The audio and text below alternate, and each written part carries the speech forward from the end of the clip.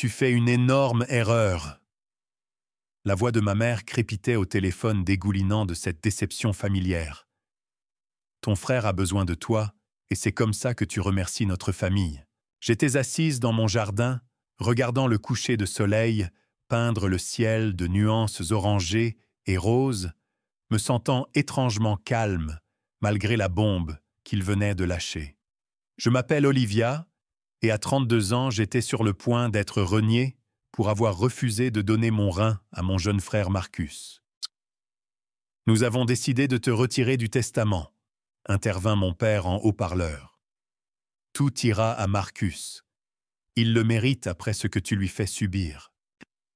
Parfait, répondis-je d'une voix posée. C'est tout. Leur silence en disait long. Ils s'étaient attendus à des larmes, des supplications, peut-être même une reddition immédiate à leurs exigences. Au lieu de cela, ils obtinrent une acceptation qu'ils ne comprenaient pas. Parfait, bafouilla finalement ma mère. C'est tout ce que tu as à dire, ton frère pourrait mourir. Je regardais les dossiers médicaux étalés sur la table de ma terrasse. Pas ceux de Marcus, mais ceux de ma fille Sophie, la même fille, qu'ils avaient si commodément oubliée en formulant leurs exigences. La même petite fille qui pourrait avoir besoin du rein de sa mère à l'avenir en raison de sa maladie génétique. Marcus a d'autres options, dis-je calmement. Il est sur la liste des donneurs et il y a d'autres membres de la famille qui pourraient donner. Vous pourriez tous les deux vous faire tester par exemple. Nous sommes trop vieux, protesta mon père. De plus, tu es la compatibilité parfaite.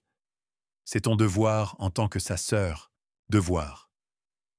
On m'avait jeté ce mot à la figure toute ma vie. C'était mon devoir de renoncer à mon fonds d'études quand Marcus avait eu besoin d'argent pour sa cure de désintoxication. Mon devoir de reporter mon mariage quand il avait rechuté.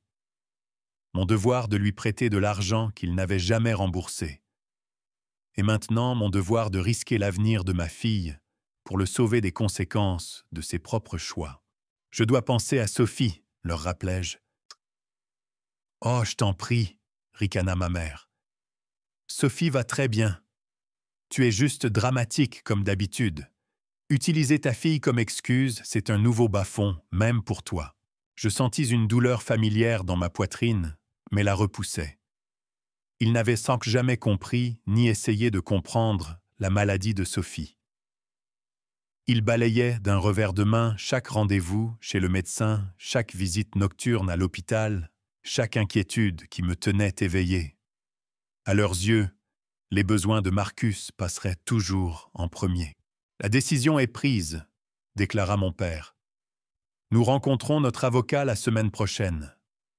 À moins que tu ne changes d'avis pour le rein, tu es hors du testament. Ce qu'ils ne savaient pas, ce qu'ils n'avaient jamais pris la peine de demander, c'est que leur menace était vaine. 6 mois plus tôt, j'avais reçu un appel de l'avocat de ma grand-mère. Mamie était décédée paisiblement dans son sommeil, me laissant un héritage distinct, dont mes parents ignoraient tout. « Vous avez toujours été sa préférée », avait expliqué l'avocat. Elle voyait comment il vous traitait, comment il faisait toujours passer Marcus en premier.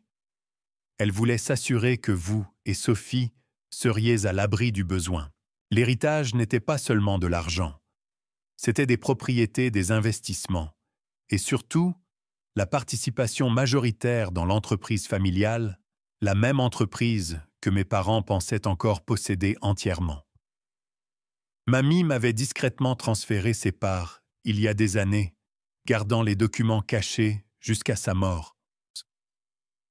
Tes parents essaieront d'utiliser l'argent pour te contrôler, avait-elle écrit dans sa dernière lettre. Ne les laisse pas faire. Tu es plus forte qu'ils ne le pensent. Pendant que mes parents poursuivaient leur tirade sur le devoir et l'obligation familiale, je jetai un coup d'œil par la fenêtre de ma cuisine, où Sophie faisait ses devoirs. Ma belle et résiliente petite fille de 9 ans qui ne se plaignait jamais de sa maladie, ni des innombrables procédures médicales qu'elle avait endurées. C'était pour elles que j'avais enfin trouvé la force de leur tenir tête. « Je dois y aller », interrompis-je leur sermon. « Sophie a besoin d'aide pour ses devoirs. » « Cette conversation n'est pas terminée, » m'avertit ma mère. « En fait, si, » répondis-je. « Bonne chance avec le testament. » Je raccrochai avant qu'ils ne puissent répondre, sachant la tempête qui s'annonçait. Ils appelleraient mêler mes frères et sœurs, rallieraient la famille élargie, essaieraient peut-être même de monter le père de Sophie, mon ex-mari, contre moi. Mais pour la première fois de ma vie, je me sentais complètement en paix avec ma décision.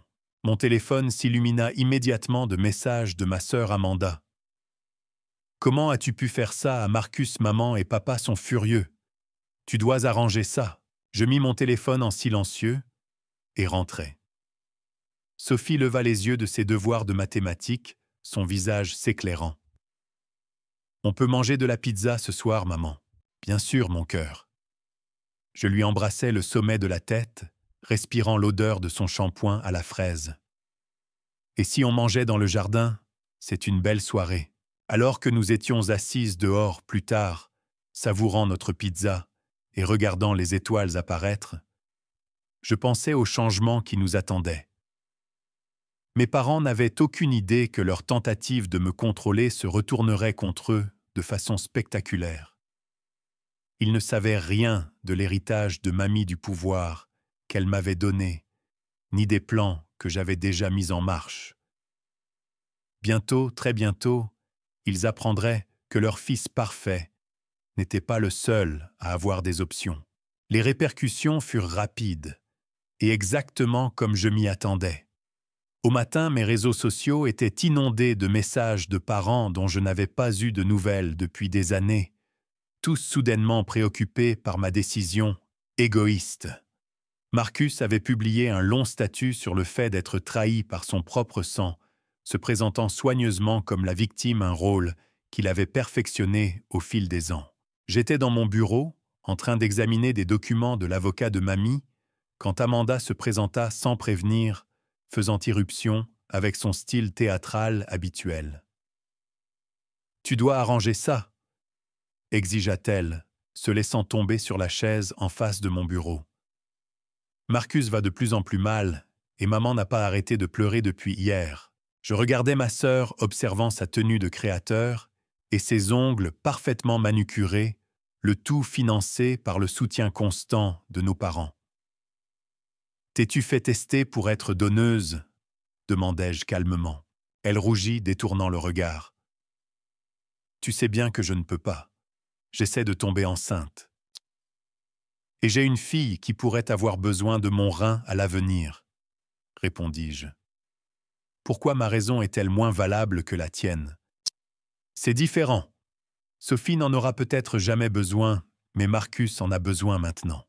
Je sortis le dossier médical de Sophie et le fis glisser sur le bureau.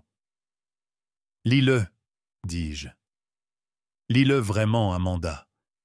Pas le coup d'œil dédaigneux que maman et papa lui accordent toujours. Elle hésita, mais prit le dossier. Je regardais son expression changer, tandis qu'elle lisait les rapports des médecins, les pronostics, les complications potentielles. Pour la première fois, je vis une fissure dans sa certitude. Je ne savais pas que c'était si grave, admit-elle finalement. Personne dans cette famille n'a jamais pris la peine de le savoir, dis-je doucement. Tout comme personne n'a pris la peine de demander pourquoi Marcus a besoin d'un rein en premier lieu. Amanda s'agita mal à l'aise. Nous connaissions toutes les deux la réponse. Des années de toxicomanie avaient sans fait des ravages sur le corps de Marcus. Mais nos parents avaient toujours trouvé des excuses, des moyens de blâmer les autres, ou avaient simplement jeté de l'argent sur le problème. « Maman et papa rencontrent leur avocat demain, » dit-elle, changeant de sujet. « Ils vont vraiment aller jusqu'au bout pour te retirer du testament. » Je souris pensant à la réunion que j'avais prévue avec le conseil d'administration la semaine prochaine. « Ils peuvent faire ce qu'ils veulent avec leurs biens personnels, » répondis-je. « Mais il ferait peut-être mieux d'attendre avant de prendre de grandes décisions. » Qu'est-ce que ça veut dire? Ils le découvriront assez tôt. Après le départ d'Amanda, j'appelai l'école de Sophie pour prendre de ses nouvelles. Elle avait passé une bonne journée, rapporta l'infirmière. Aucun problème avec ses médicaments. Je ressentis ce mélange familier de soulagement et d'inquiétude qui était devenu une partie de ma vie quotidienne depuis son diagnostic. Mon téléphone vibra un message de Marcus. « J'espère que tu es contente. Maman est anéantie à cause de toi. J'ai toujours su que tu étais jalouse de moi. Je ne pris pas la peine de répondre. Au lieu de cela, j'ouvris mes courriels et confirmai mon rendez-vous avec les membres du conseil d'administration. La plupart d'entre eux avaient travaillé avec mamie pendant des années et respectaient son jugement. Ils avaient été surpris, mais m'avaient soutenu lorsque je les avais contactés pour reprendre son poste. Ce soir-là, l'avocat de mes parents appela. « Olivia, vos parents veulent que je vous envoie des documents à signer pour que vous renonciez à toute prétention sur les biens familiaux. » « Je ne signerai rien, » répondis-je. « Et vous feriez peut-être bien de leur conseiller de vérifier les registres de propriété de l'entreprise avant de prendre des décisions drastiques. » « De quoi parlez-vous ? » Ils le découvriront à la réunion du conseil d'administration la semaine prochaine. Passez une bonne soirée. Je raccrochai et allai aider Sophie avec son dîner. Elle passait une de ces bonnes journées bavardant sur l'école et un projet de science sur lequel elle travaillait. En la regardant, je me sentis plus certaine que jamais de ma décision. Plus tard, dans la nuit, en parcourant de vieux papiers de mamie, je trouvai une photo que je n'avais jamais vue. Elle montrait mamie debout devant le bâtiment de l'entreprise le jour de son ouverture, jeune et fière. Au dos, elle avait écrit « Souviens-toi, la vraie force n'est pas d'obéir aux ordres, c'est de défendre ce qui est juste. » Mon téléphone s'illumina d'un appel de papa. Je le laissai aller sur la messagerie vocale, sachant déjà ce que le message contiendrait. Plus de culpabilité, plus de manipulation, plus d'exigence. Mais pour la première fois de ma vie, je me sentais complètement immunisé contre leurs tactiques. Les registres de l'entreprise seraient rendus publics lors de la réunion du conseil d'administration la semaine prochaine. Mes parents découvriraient enfin que leur fils parfait n'était pas le seul que mamie avait observé pendant toutes ces années. Elle avait tout vu comment ils avaient entretenu Marcus dans ses travers, comment ils avaient ignoré la maladie de Sophie, comment ils avaient essayé de me contrôler par l'argent et la culpabilité. Et elle avait planifié en conséquence. Je bordai Sophie l'embrassant sur le front et m'assurant que son bracelet d'alerte médicale était bien en place. « Maman !» murmura-t-elle, alors que je me tournais pour partir. « Ça va, j'ai entendu tante Amanda dire des choses méchantes aujourd'hui. » « Je vais parfaitement bien, mon cœur, » l'assurai-je. « Parfois défendre ce qui est juste met les gens en colère, mais ça ne veut pas dire qu'il faut arrêter de se battre. » Elle sourit, s'endormant déjà. Comme dans mon projet de science, chaque action entraîne une réaction égale et opposée. « Exactement comme ça, » dis-je doucement en éteignant sa lumière. « Et certaines réactions se font attendre depuis longtemps. » Le jour de la réunion du conseil d'administration arriva avec un orage qui semblait approprié au drame qui allait se dérouler.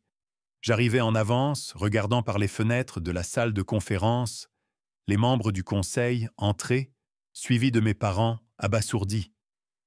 Ils avaient reçu les documents préliminaires, la veille, leur premier indice que quelque chose n'allait pas du tout. Le sang-froid soigneusement entretenu de maman se fissurait et le visage de mon père avait cette teinte violacée qu'il prenait quand les choses ne se passaient pas comme il le voulait. Marcus n'était pas là, bien sûr. Il était probablement à la maison, s'attendant toujours à ce que tout le monde tourne autour de ses besoins. Amanda planait près de la porte, l'air incertain. Elle m'avait appelé sans arrêt depuis la veille, mais j'avais tout laissé aller sur la messagerie vocale. Commençons, dis-je, prenant ma place en bout de table, la position que mamie avait occupée pendant tant d'années avant de me la transmettre discrètement. Ah, c'est ridicule, explosa mon père. Ces documents doivent être des faux. Il est impossible que votre grand-mère ait... Et quoi, papa? Vu clair dans votre manipulation. Mais protégez moi et Sophie de votre contrôle. Mamie a tout observé. Elle a vu comment vous avez entretenu Marcus dans ses travers, comment vous avez ignoré les besoins médicaux de Sophie, comment vous avez utilisé l'argent comme une arme. Je sortis un dossier et commençai à distribuer des copies des archives détaillées de mamie des années d'incidents documentés, la toxicomanie de Marcus, dissimulée avec l'argent de l'entreprise, la manipulation financière de mes parents, le mépris constant pour la maladie de Sophie. Elle a tout gardé, continuai-je, regardant leur visage blêmir à la lecture. Chaque fois que vous avez choisi Marcus au détriment du bien-être de l'entreprise, chaque fois que vous avez utilisé les ressources de l'entreprise pour le tirer d'affaire, les membres du conseil d'administration ont déjà examiné ces dossiers. Les mains de maman tremblaient. « Tu as planifié ça. Tu savais pour l'héritage quand nous avons menacé de te couper les vivres. » « Oui, dis-je simplement. Et maintenant, vous savez pourquoi je n'étais pas inquiète de vos menaces. Les membres du conseil, dont la plupart connaissaient mamie depuis des décennies, restaient assis dans un silence de pierre. Ils avaient toujours remis en question les décisions de mes parents, d'utiliser les fonds de l'entreprise pour les urgences de Marcus, mais la position de mamie les avait protégés. Maintenant, avec ces parts qui m'étaient transférées, cette protection avait disparu. À compter d'aujourd'hui, je mets en place de nouvelles mesures de surveillance, annonçai-je. Fini l'utilisation des fonds de l'entreprise pour des problèmes personnels. Fini de couvrir les erreurs de Marcus. L'entreprise sera gérée comme mamie l'entendait de manière professionnelle et éthique. « Tu ne peux pas faire ça à ton frère !» commença mon père, mais je le coupai. « En fait, si. Et je ne lui fais rien. J'empêche simplement que vous ne fassiez plus de dégâts. Marcus a besoin d'une véritable aide, pas d'une complaisance sans fin. » Amanda, qui avait été inhabituellement silencieuse, prit enfin la parole. « Et pour le rein de Marcus. C'est une question médicale personnelle, pas une affaire d'entreprise, répondis-je. Mais puisque tu poses la question, j'ai pris des dispositions pour qu'il entre dans un programme de désintoxication approprié, un qui s'attaquera réellement à sa dépendance au lieu de la dissimuler. S'il le termine avec succès, il sera éligible à la liste de greffe avec de bien meilleures chances de trouver un donneur. « Tu n'avais pas le droit !» commença maman, mais l'un des membres du conseil l'interrompit. « Madame Davidson, avec tout le respect que je vous dois, votre fille a tous les droits. Ces dossiers montrent des années de mauvaise gestion, sous prétexte d'aider votre fils. Cela s'arrête maintenant. » Alors que la réunion se poursuivait, je regardais le monde de mes parents s'effondrer. Non pas parce que j'avais pris leur argent ou leur pouvoir, mais parce que pour la première fois, ils ne pouvaient pas contrôler le récit. Ils ne pouvaient pas faire en sorte que cela tourne autour de Marcus. Ils ne pouvaient pas le transformer en une autre histoire sur la façon dont tout le monde devrait se sacrifier pour lui. Après la réunion, Amanda me rattrapa sur le parking. « J'ai pensé à Sophie, » dit-elle doucement. « Vraiment penser pas seulement en l'ignorant comme maman et papa nous ont appris à le faire. J'aimerais mieux connaître ma nièce, si tu me le permets. » J'étudiai le visage de ma sœur, y voyant un regret sincère. « Dîner du dimanche chez moi, » proposai-je. « Sans maman et papa, sans Marcus, juste nous et Sophie. Tu pourras l'aider avec ses projets de science. Ça lui plairait. » Elle sourit les larmes aux yeux. « Ça me plairait aussi. » Ce soir-là, je m'assis avec Sophie dans notre jardin, son endroit préféré, pour faire ses devoirs. Elle travaillait sur un nouveau projet sur les écosystèmes et l'équilibre dans la nature. « Tu vois, maman », expliqua-t-elle avec enthousiasme en montrant son diagramme. Quand une partie du système reçoit trop d'attention, tout le reste en souffre. Mais quand il y a un équilibre, tout peut se développer correctement. Je regardais ma fille si sage pour son âge et ressentis une profonde paix. Mamie avait compris cela il y a longtemps. C'est pourquoi elle avait mis son plan en marche. Non pas pour punir mes parents ou Marcus, mais pour restaurer l'équilibre, pour protéger ce qui devait l'être. Mon téléphone vibra avec des messages que je savais provenir de mes parents, alternant probablement entre menaces et supplications. Mais leurs mots avaient perdu leur pouvoir sur moi.